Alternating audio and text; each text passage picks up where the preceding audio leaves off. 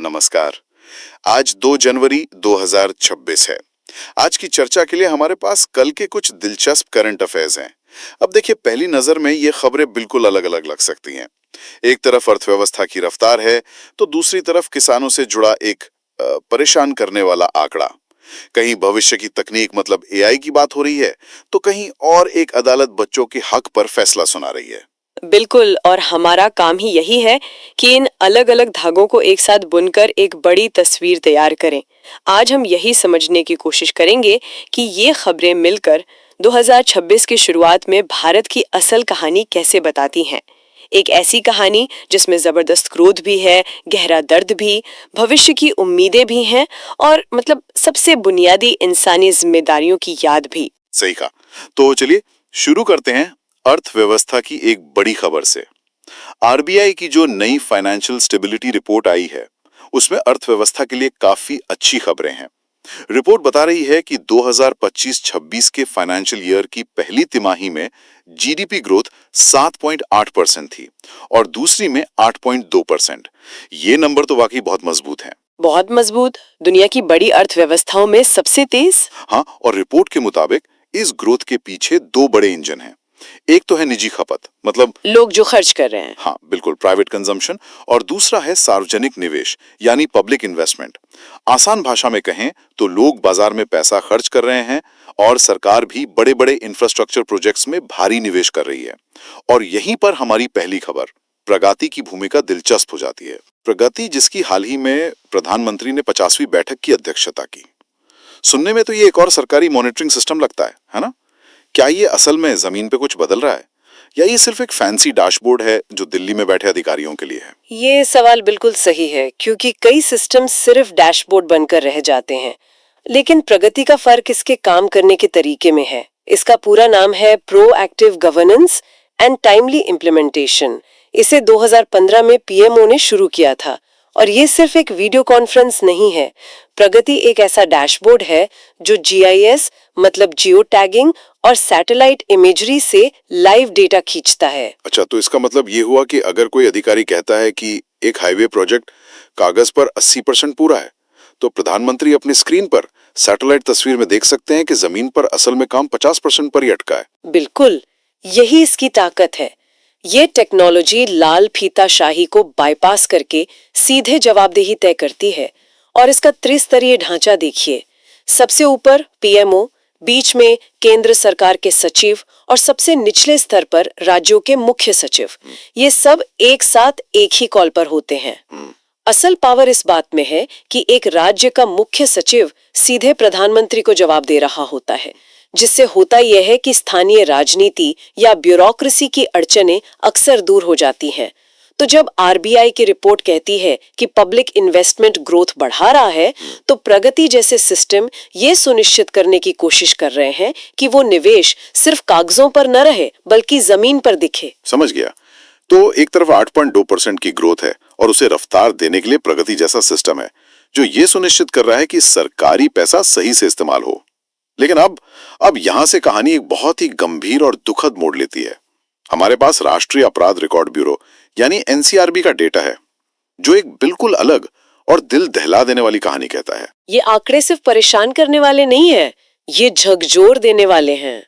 Report के मुताबिक 1995 से 2023 के बीच यानी लगभग 28 सालों में 3,90,000 से ज्यादा किसानों और खेतीहर मजदूरों ने आत्महत्या की है। 3,90,000। सच कहूं तो यह आंकड़ा इतना बड़ा है कि दिमाग सुन्न हो जाता है। ये तो एक छोटे शहर की पूरी आबादी के बराबर है। ये सिर्फ डेटा नहीं है, ये एक बहुत बड़ी त्रासदी है जो दशकों से चल रही है।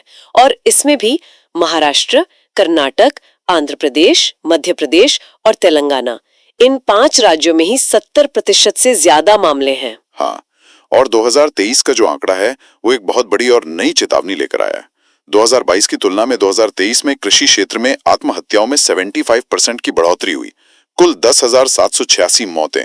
लेकिन जो सबसे महत्वपूर्ण और चौंकाने वाला बदलाव है वो ये कि इतिहास में पहली बार खेतीहर मजदूरों की आत्महत्याओं की संख्या, जो मजदूर हैं, हाँ, खेतीहर मजदूरों की 6,096, वो जमीन मालिक किसानों 4,690 से ज्यादा हो गई है। ये तो बहुत बड़ा बदलाव है। इसका क्या मतलब निकालें हम? अब तक तो हम यही सुनते आए थे कि किसान कर्ज, फसल खराब होने या मंडी में सही दाम ना मिलने की वजह से जान दे देते हैं। लेकिन खेतीहर मजदूर जिनके पास अपनी जमीन ही नहीं होती, उनका संकट इतना गहरा क्यों हो गया है? बिल्कुल, यही वो सवाल है जो हमें इस संकट की गहराई में ले जाता है। इसका मतलब है कि ग्रामीण संकट का चेहरा बदल रहा है। यह अब सिर्फ जमीन और फसल तक सीमित नहीं है। खेतीहर मजदूर जो दिहाड़ी पर काम करते हैं, वे एक अलग तरह की असुरक्षा से जूझ रहे हाँ, ये एक हैं। term उनके plan पास किया कोई है। संपत्ति नहीं होती। वे मजदूरी की अनिश्चितता, मनरेगा जैसी योजनाओं में काम मिलने में देरी, बढ़ती ग्रामीण महंगाई और किसी भी तरह की सामाजिक सुरक्षा की कमी का सामना करते हैं। अच्छा, एक छोटी सी बीमारी या घर में कोई अचानक आया खर्च उन्हें सीधे कगार पर धकेल देता है, क्योंकि उनके पास कोई सेफ्टी नेट नहीं होता। तो जो बात आप कह रही हैं वो ये है कि 8.2% की जीडीपी ग्रोथ की जो चमक है वो समाज के सबसे कमजोर तबके तक नहीं पहुंच रही है। अर्थव्यवस्था का आकार तो बढ़ रहा है, लेकिन जमीन पर काम करने वाला सबसे गरीब मजदूर और भी ज्यादा असुरक्षित होता जा रहा है। हाँ, ये विकास के मॉडल पर ही एक सवालिया निशान है। ये एक टू स्पीड इकोनॉमी की तस्वीर है, जहां एक हिस्सा तेज रफ्तार से आगे बढ़ रहा है और दूसरा हिस्सा पीछे छूट रहा है, या शायद और भी गहरे गड्ढे में जा रहा है। ये जो ग्रामीण संकट है ये दशकों पुरानी समस्या है और इसे सुलझाने के लिए हमारे पास दो रास्ते दिखते हैं। या तो हम सिस्टम को बेहतर बनाएं, जैसा पीआरएटी करने की कोशिश कर रहा है, या फिर हम कोई बिल्कुल नया औजार इस्तेमाल करें। और यहीं पर एआई यानी आर्टिफिशियल इंटेलिजेंस की बात आती है। एक खबर है कि भारत एआई संचालित युग में प्रवेश कर रहा है, जो स्वास्थ्य, कृषि और शिक्षा को पूरी तरह बदल सकता है। हाँ, और जब भी एआई की बात होती है तो इसे हर समस्या के समाधान के रूप में एक जादुई छड़ी की तरह पेश किया जाता है। आसान भाषा में कहें तो एआई यानी मशीनों की वो क्षमता जिससे वो डेटा से सीखकर इंसानी दिमाग जैसे फैसले ले सकती हैं।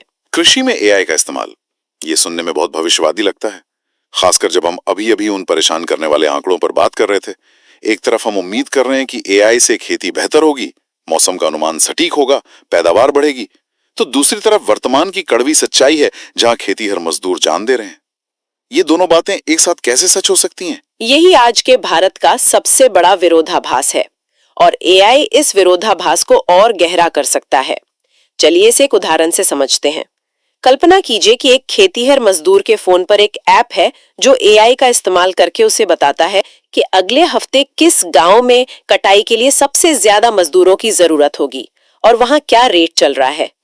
ये एआई का वो इस्तेमाल है जो सीधे उस मजदूर को ताकत देता है, उसे बेहतर मोल भाव करने की शक्ति देता है। ये तो बहुत अच्छा लग रहा है, ये तो सशक्तिकरण हुआ। बिल्कुल, लेकिन अब सिक्के का दूसरा पहलू देखिए।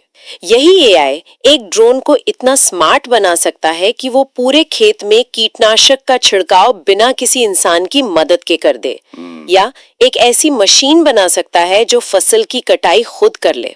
अच्छा, इस स्थिति में उन 10 मजदूरों का काम छिन जाएगा जो ये काम हाथ से करते थे। तो सवाल ये नहीं है कि एआई अच्छा है या बुरा, सवाल ये है कि हम कौन सा एआई बना रहे हैं, मजदूर को ताकत देने वाला या मजदूर को हटाने वाला। और ये चुनाव हम अभी कर रहे हैं। तकनीक अपने आप में न्यूट्रल होती है, लेकिन उसे इस्तेमाल करने के हमारे तरीके नहीं।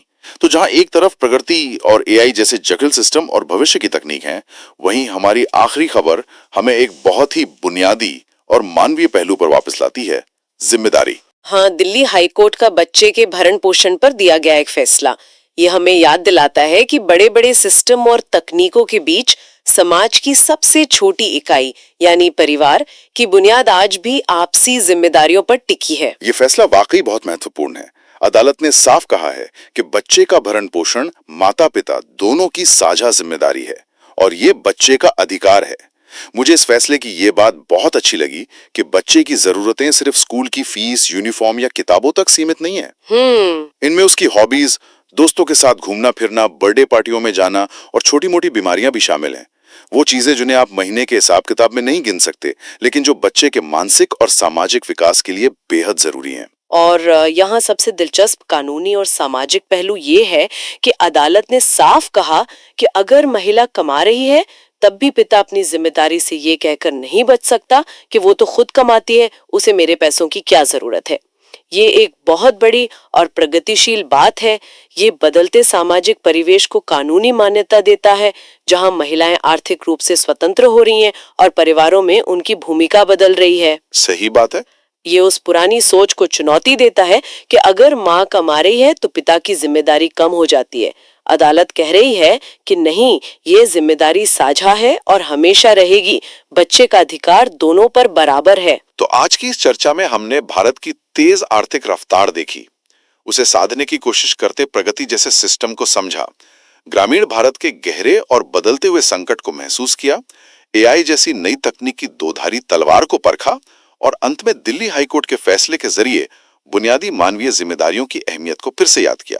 जो तस्वीर उभरती है वो विरोधाभासों से भरी ली है, लेकिन शायद यही आज के भारत की सच्चाई है। एक तरफ 8.2% की जबरदस्त ग्रोथ है, तो दूसरी तरफ समाज के एक हिस्से में गहरी पीड़ा। पुरानी समस्याओं जैसे खेती के संकट के लिए एआई जैसे हाईटेक समाधान की बातें हैं। एक सिस्टम है जो प्रगति के जरिए कुशलता और तेजी पर जोर दे रहा है, और दूसरी तरफ एक न्याय प्रणाली है जो व्यक्तिगत अधिकारों और कर्तव्यों पर ध्यान केंद्रित कर रही है। ये सब एक साथ एक ही देश में हो रहा है। और जाते जाते सुनने वालों के लिए एक विचार छोड़ जाते हैं। हमने सुना कि एआई कृषि क्षेत्र को बदलने की क्षमता रखता है, और हमने खेतीहर मजदूरों के आंकड़ों को भी देखा, जिनकी सबसे बड़ी समस्या मजदूरी की असुरक्षा और सामाजिक सुरक्षा की कमी है। इन दोनों को एक साथ रखकर एक सवाल जरूर उठता है, जब कृषि में एआई को बड़े पैमाने पर लागू किया जाएगा तो क्या इसे सबसे कमजोर मजदूरों को सशक्त बनाने के लिए डिजाइन किया जाएगा? जैसे क्या ये उन्हें बेहतर मजदूरी दिलाने, काम के अवसर खोजने या सरकारी योजनाओं तक सीधी पहुंच बनाने में मदद करेगा? या ये अनजाने में तकनीक के मालिकों और जमीन पर काम करने वालों के बीच की खाई को और चौड़ा कर देगा, जिससे और ज्यादा लोग हाशिए पर चले जाएंगे? ये सवाल सिर्फ तकनीक का नहीं है, बल्कि उन मूल्यों का है जिन्हें हम उस तकनीक को बनाते समय उसमें डालते हैं। भविष्य इस बात पर निर्भर करेगा कि हम कौन सा रास्ता चुनते हैं।